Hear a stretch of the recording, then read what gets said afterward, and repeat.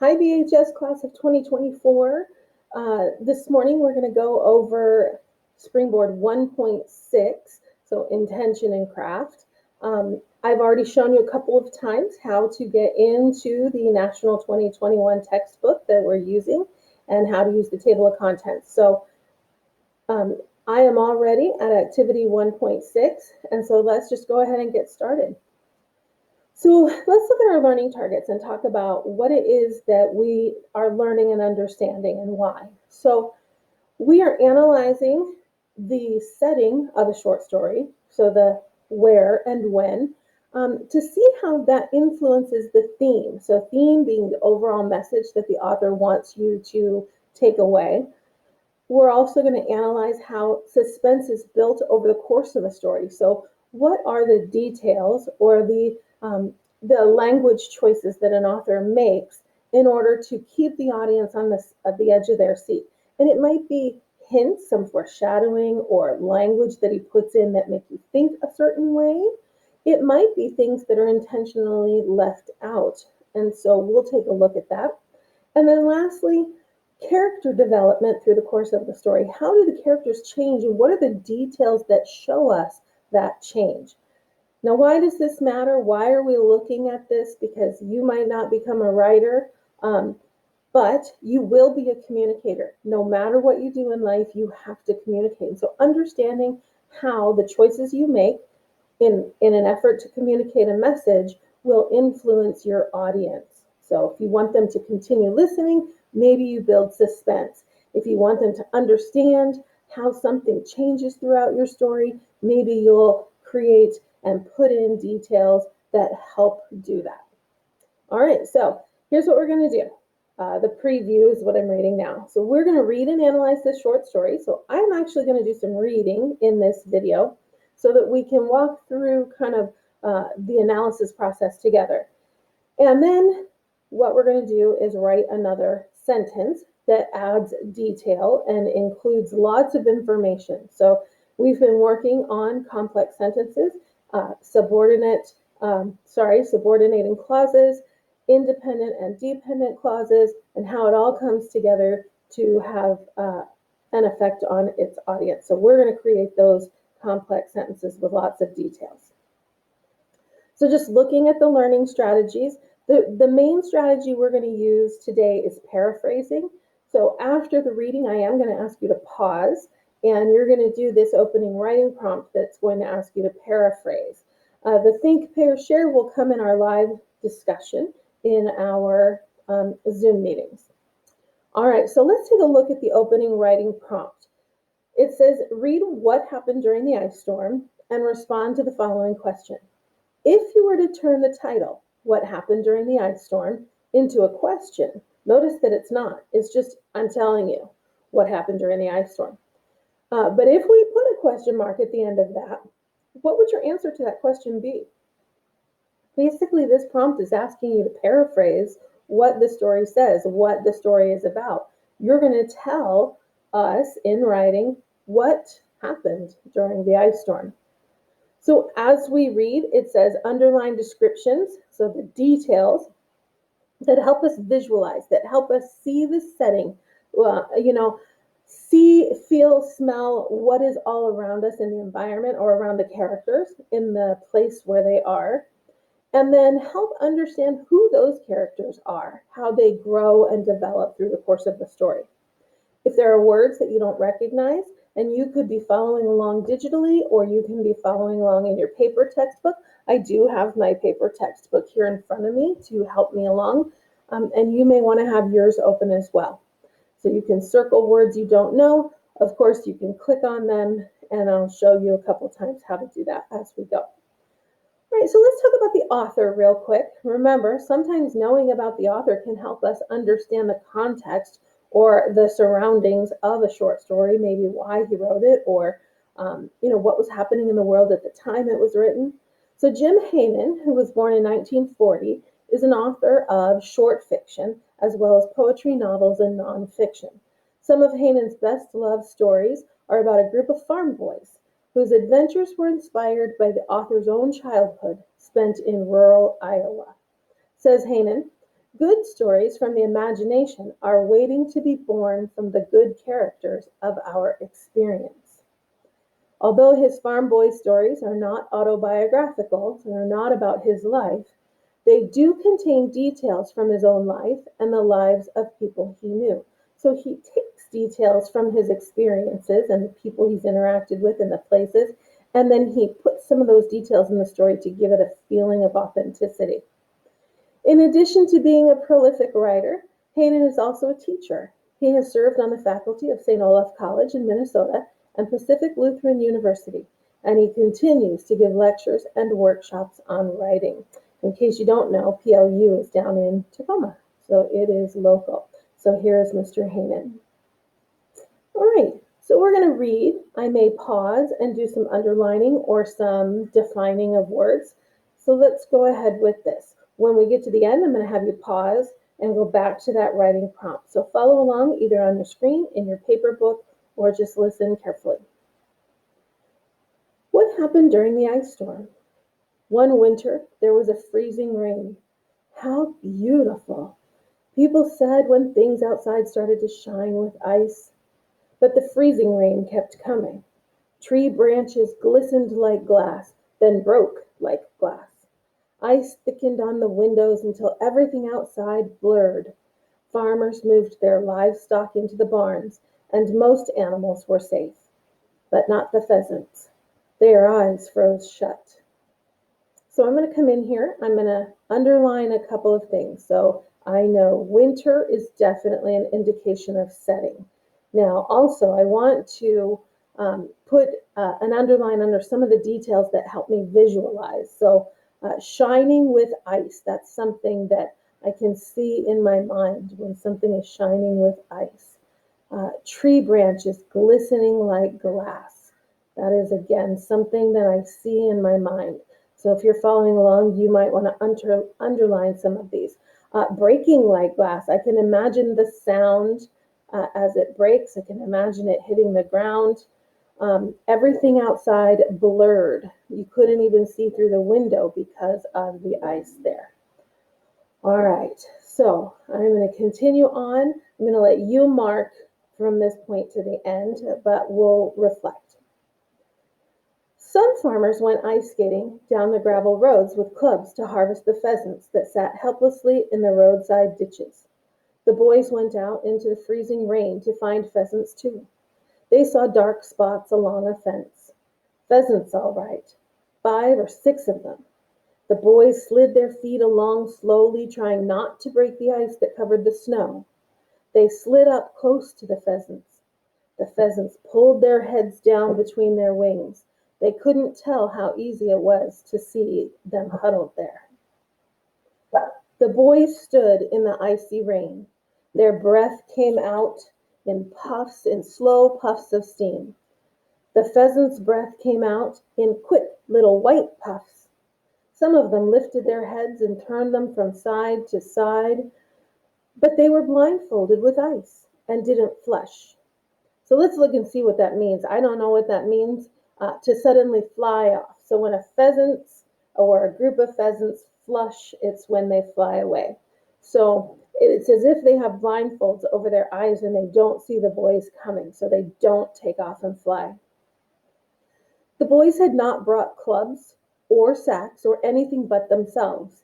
They stood over the pheasants, turning their own heads, looking at each other, each expecting the other to do something, to pounce on a pheasant or to yell bang.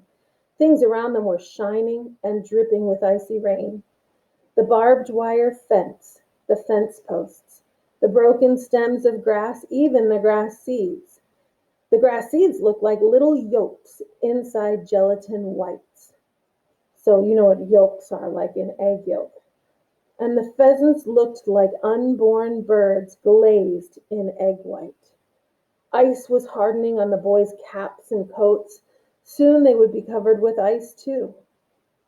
Then one of the boys said, he was taking off his coat, the thin layer of ice splintering in flakes as he pulled his arms from the sleeves.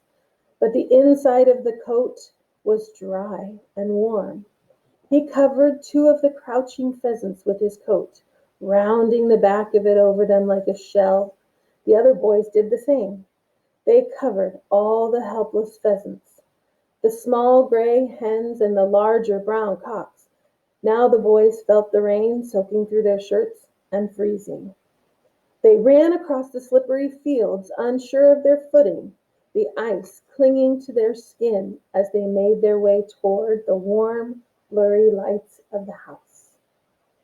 All right, so I'm going to have you pause and go back to the opening writing prompt up here at the top. Click on the A, and I want you to paraphrase what happened. Now, keep in mind in a summary, and when you paraphrase, you should have a beginning of the idea, a middle of the idea, and an end of the idea. So think about what happens at the beginning of the story, what happens in the middle of the story, and what happens at the end. All right, so go ahead and answer the question. If I asked you what happened during the ice storm, how would you answer that question? So pause and then come on back. Okay. All right, welcome back. So let's take a look at the observation. So what are some of the details of the setting in the story? So in our first paragraph, I underlined some things. They are clearly out in the fields. The freezing rain is coming. It is icy all around them. There are trees. They are near farms, right? They're on the gravel roads trying to go out and get some of these helpless pheasants. But the boys go out towards the fence. So setting is near the fence in the winter time, right? And we know that because they have told us, and we have those details underlined. Okay? All right, so then what happens in the story? So this really does go back to the writing prompt that you just completed. What happens, right? They go out with the intention of collecting pheasants, just like the farmers did, or were going to. But then they get there and they realize the pheasants aren't running away from them. They're not flying away. They're just sitting there because the pheasants aren't aware of what's going on around them because their eyes are freezing shut. And so rather than catch the pheasants and take them home, they cover them with their warm coats so that the warmth will protect them. And then they go home. All right, so let's return to the text. Let's take a look at some of these.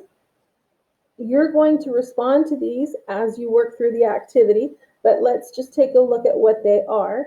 So it says, return to the text as you respond to the following questions. So you're going to go back and do a little bit of skimming, scanning, and rereading. Use evidence from the text, so pulling out details from the story to support your responses. So a complete response is not only going to have your answer, but it's going to have something that you have taken word for word, put in quotes, or paraphrased from the story itself. Okay?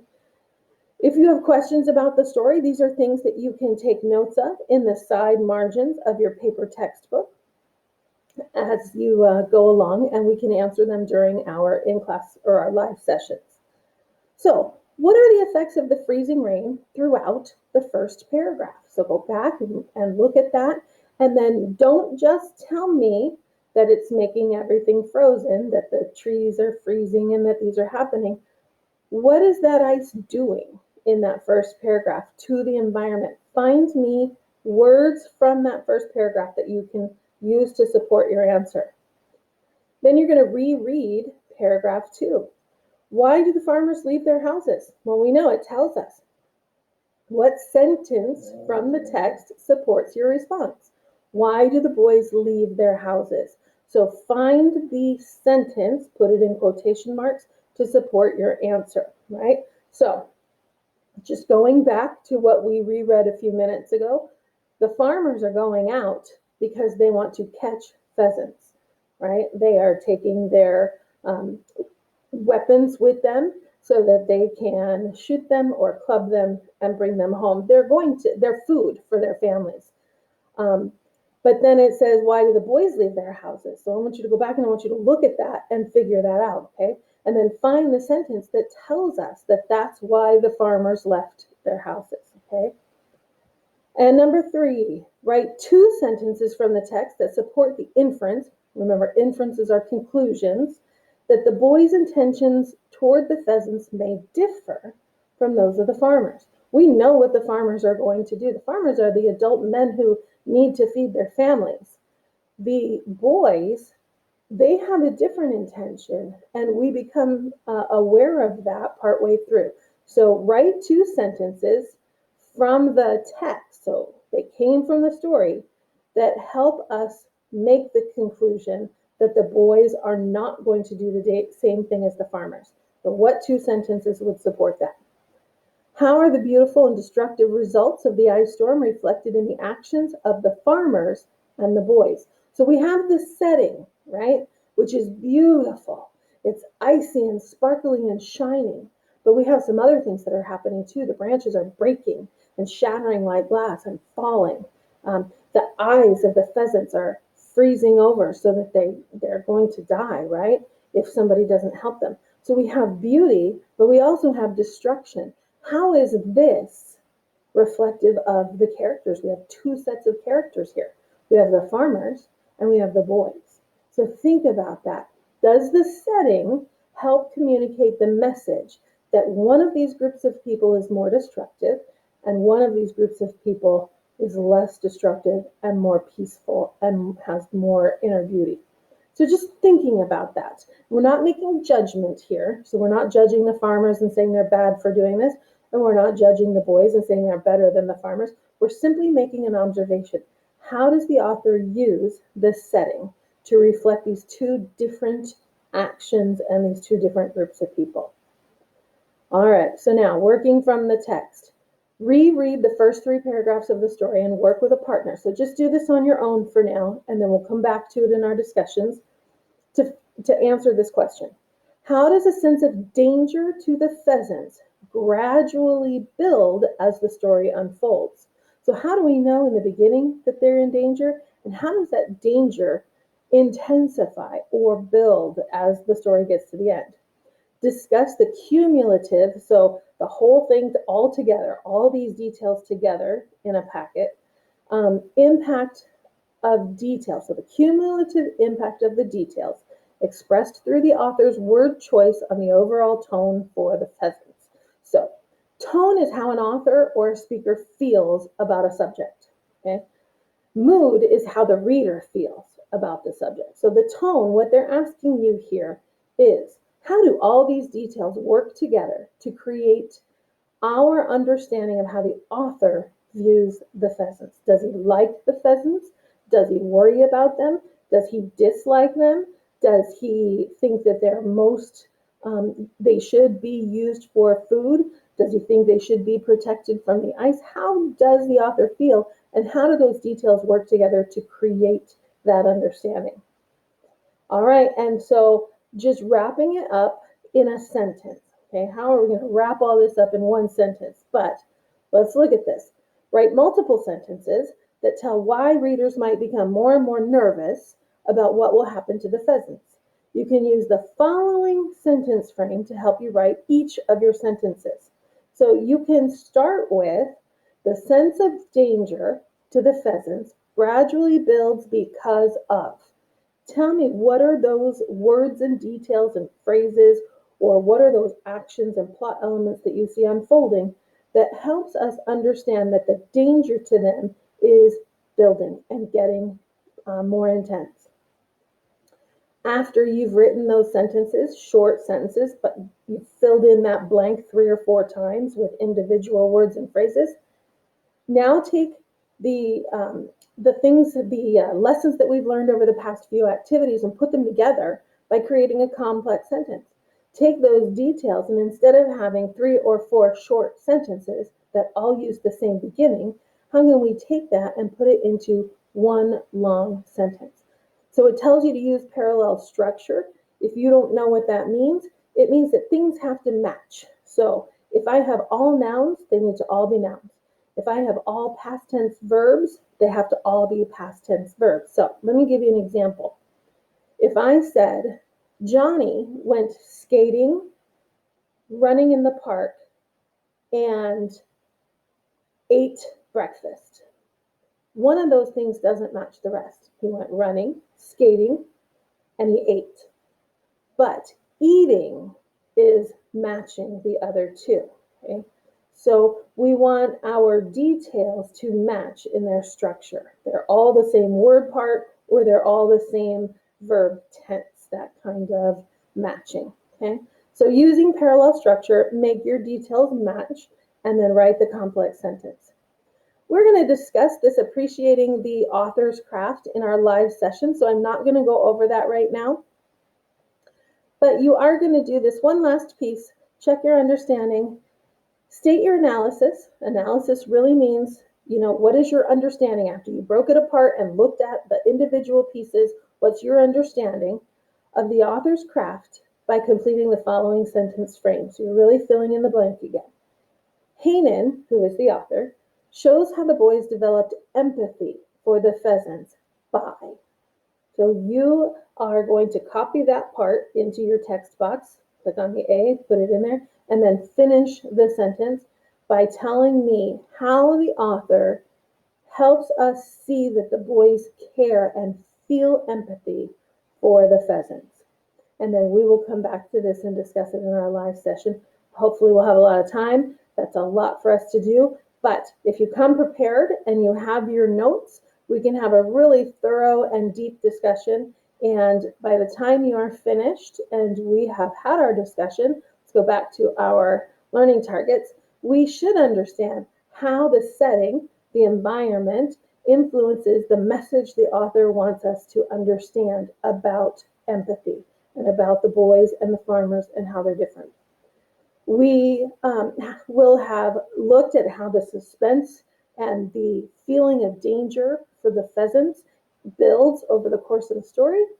And we'll look at how the boys changed. They left their homes with the same intentions as the farmers, but then their intentions change as the story goes on. And so we'll look at the details, and that's part of the questions that you've answered. Okay, so I believe we've met our learning targets. By the time you finish, you will understand and have an understanding of these things and how that is going to make you a better communicator. All right, you guys, that is it for this activity.